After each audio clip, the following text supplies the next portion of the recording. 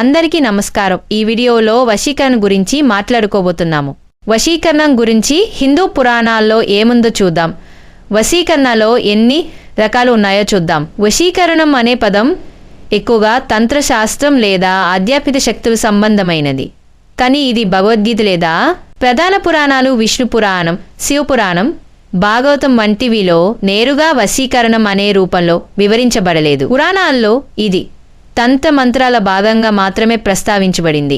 హిందూ తంత్ర సంప్రదాయంలో చెప్పబడిన వశీకరణ రకాలు. తంత్ర గ్రంథాలలో వశీకరణాన్ని అనేక రకాలుగా వర్గీకరించారు.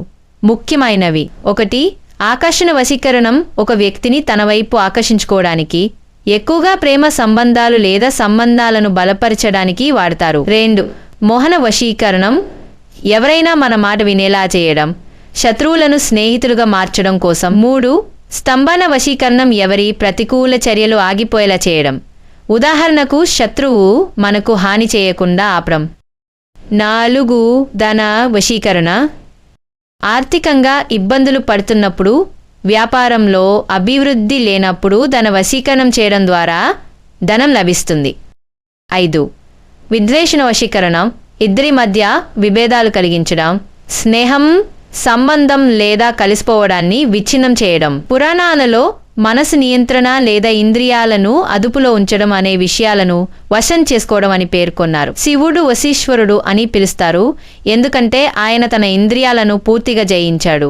భగవద్గీతలో కూడా ఇంద్రియ నిగ్రహం, స్వవశం, స్వాధీనం అనే భావన ఉంది. దీన్నే ఒక రకంగా ఆధ్యాత్మిక వశీకరణ అని చెప్పవచ్చు. అంటే పురాణాలలో చెప్పబడిన వశీకరణం మాంత్రిక శక్తుల వశీకరణం కాకుండా మనసు, ఇంద్రియాలు, కోరికలపై నియంత్రణ అనే అర్థంలో వస్తుంది. మీ దగ్గర గుప్త నిధులు ఉన్నట్టు అనుమానం ఉందా?